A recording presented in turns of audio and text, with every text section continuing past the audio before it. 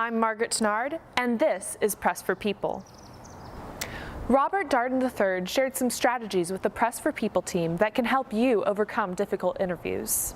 Well, there's two kinds of people. There are those who just haven't been interviewed much, or they're really, really nervous, and they're just chattering, they have trouble focus because of just lack of experience. He also said researching the interviewee before the interview is critical to success. This establishes rapport with the interviewee and helps calm the interviewee's nerves before the actual interview. One of the things I've often tried to do is not talk about the subject at hand. To talk about, in general, to get them to talk about something they're interested in. Don't bring up whatever it is, the elephant in the room at first, and get them. My goal with every interview is to make it a conversation between equals. And the more they think you're here asking them questions, the more defensive somebody does. So if I can put them in a comfortable place, maybe a physical setting, if I suggest somewhere and they say, well, will you name a place? Give them the chance to set up a place where they feel safe.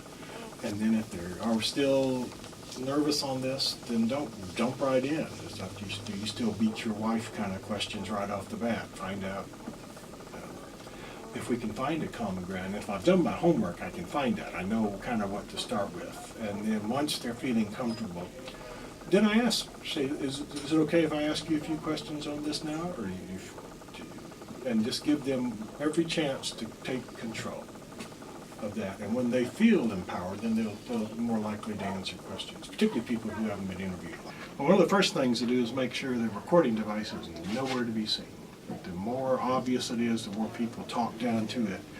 And particularly people who are really inexperienced, the whole interview is with the device. Well, can you hear me? Well, what I want to say about that is, and you're not talking to you.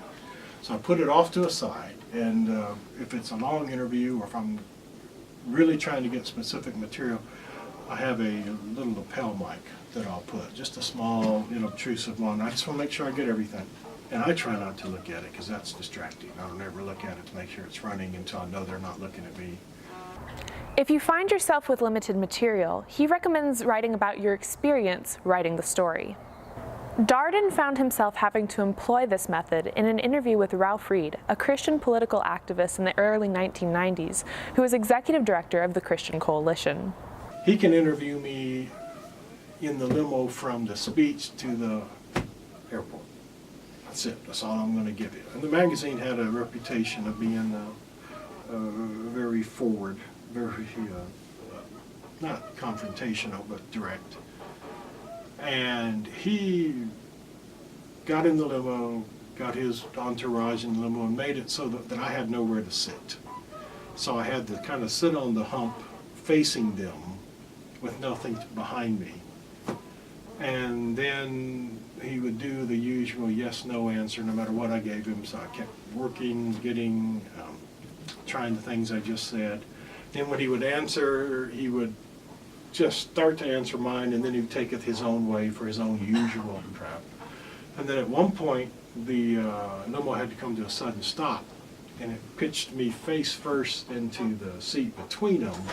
Both kind of painful but really humiliating, and they laughed and laughed all the way and talked about it, and you should have seen yourself kind of stuff. Because it was the Wittenberg door, I ended up the whole story being about trying to get the story.